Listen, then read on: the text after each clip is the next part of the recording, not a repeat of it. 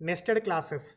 So a nested class is a class that is declared, that is defined in another class. One class present another class. One class present in another class.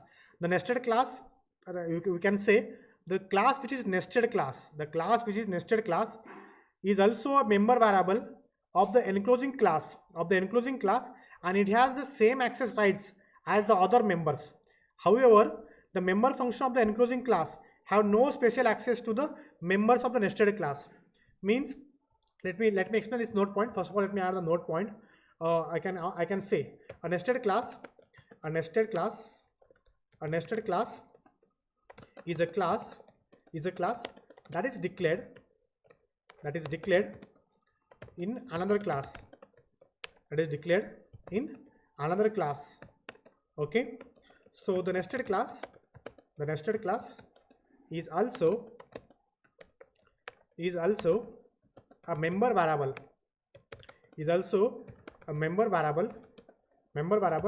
of the enclosing classes of the enclosing class and has the same access rights or permissions as other members. The member functions of the class, let me add the note point, then the member functions of the enclosing class have no special access, have no special permissions or access to the members of a nested class guys. So let me add one demo class. So here is my class A, class 1. Okay, or you can call outer class. Okay, fine, and it's public. Let me go for the syntax guys, and here let me show you public. So here is class inner. Okay, class inner class. So to avoid confusion, let me use outer and let me use here inner. Okay, fine guys, I hope you can able to understand. Guys, so this is end and this also end.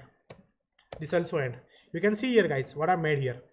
I return one outer class and I return one inner class. This inner class is present in the body of outer class.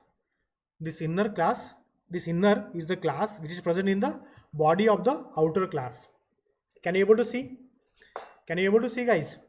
So inner class also has the body. So look at here. So to avoid confusion, let me go for in this fashion. So here is private. There are some private data members are available for the inner class. Suppose I'm using integer roll number or integer ID. This one private. This class also may have some other member functions. So for public, I can write here what are the public data members should I mention, integer something, get method. Okay, suppose, and the body as well as you can write the body. This is the body of this method.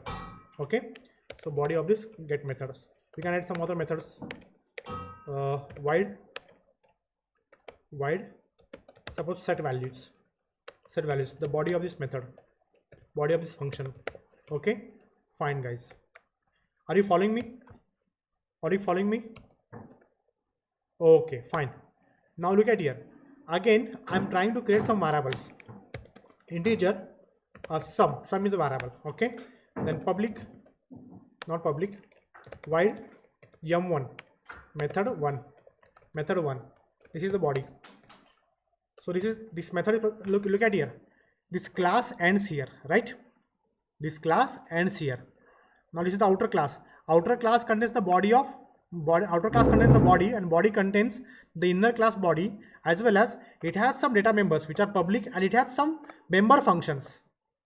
Are you following guys? Are you following? And this is end of outer class, end of outer class, and this is end of inner class, end of inner class. Do you clear, guys? Do you clear? Okay, fine.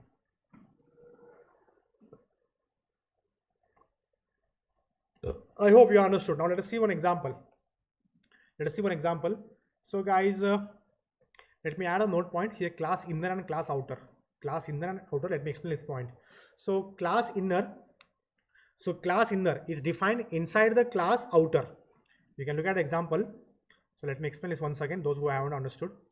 So class inner is defined inside the class outer. Inside the class outer, so it is a nested class. It is a nested class. The class B contains a private, the class inner contains the private variable id, private variable id, and public functions get and set. So these functions can be able to access by using this inner class reference to the outside of the class, guys.